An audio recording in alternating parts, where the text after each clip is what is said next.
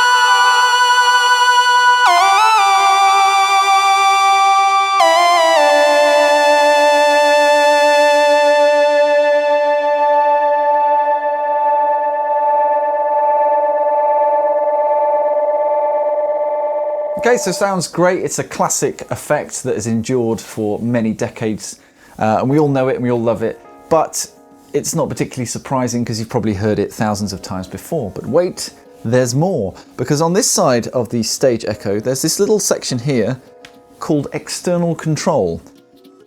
And the first 2 inputs of those are for effect off and feedback off. And those are controlled by an S-Trig, or a short trigger, which is what the to ground illustration means. So in practical terms, what that means is any piece of gear that can send out an S-Trig can switch the effect on or off, or reset the feedback on the fly.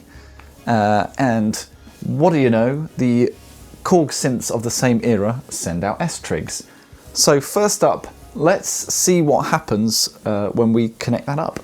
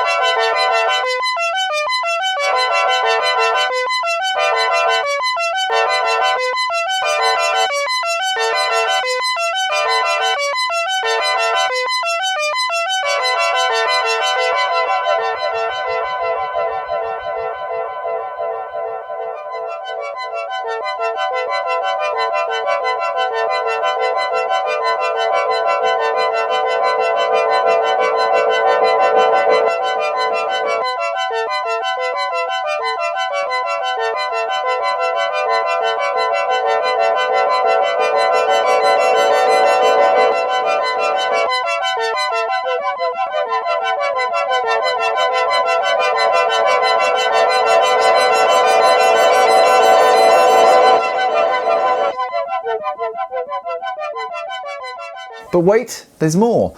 So the third input on the external control section says speed control. And what that allows you to do is change the tape speed on the fly with a control voltage from a synthesizer that runs at hertz per volt, which of course the Korg synths of the era do. So using the voltage from the keyboard, the voltage from an LFO, the control voltage from an envelope or an inverted envelope, you can change the tape speed on the fly from your synthesizer. So let's see what that sounds like.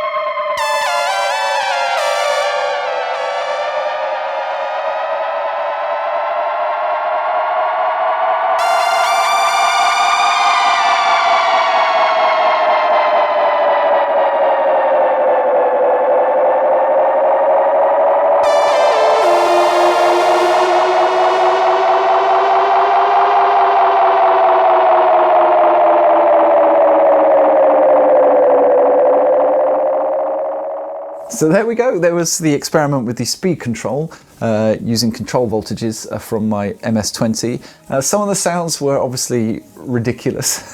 I think the LFO, because of the way you record audio onto the tape and that runs across the heads, which is how a tape echo works, when you change the speed, obviously the audio you've just recorded changes in frequency, so you just get this dissonant cacophony.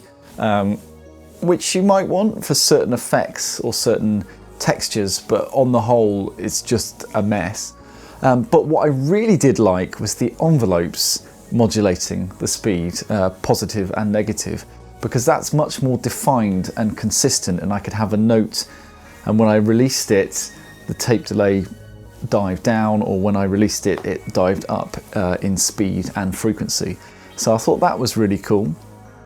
You could also sequence it. You could put a sequencer into it, but the problem is because it's a mechanism, it's not going to jump to set voltages in time. It's going to have to speed up and slow down. So it's always a bit of a analog affair, or completely an analog affair, but it's a lot of fun, I think, having that feature. So for the final part of the video, we're going to look at the sound on sound mode on the Stage Echo. So what that is it just runs the tape around and around and around, and it lets you overdub until your heart's content.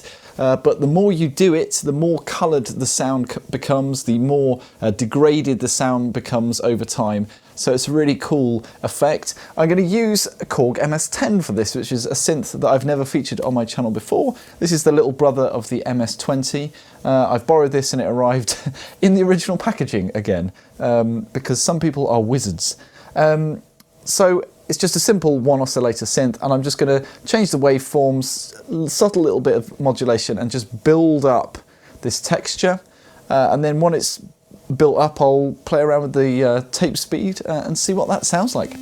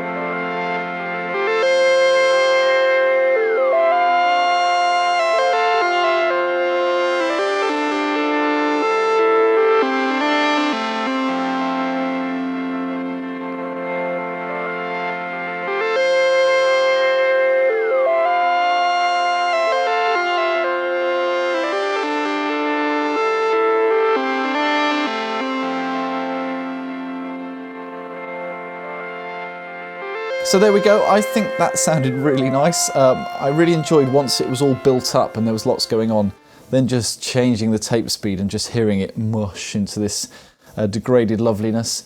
And that leads me onto my last experiment, and what I'd like to do is take my Juno, plug it in here, put the tape speed at maximum, and then play in a 4-bar loop too fast and too high on my Juno. Hopefully I can fit it in with the tape speed at max.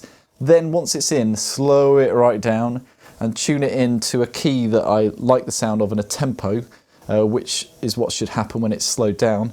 And then overdub it, do it again at maximum speed, and then I should have a left and right kind of stereo, floaty, trippy loop that I can make a track out of. So let's see if that works.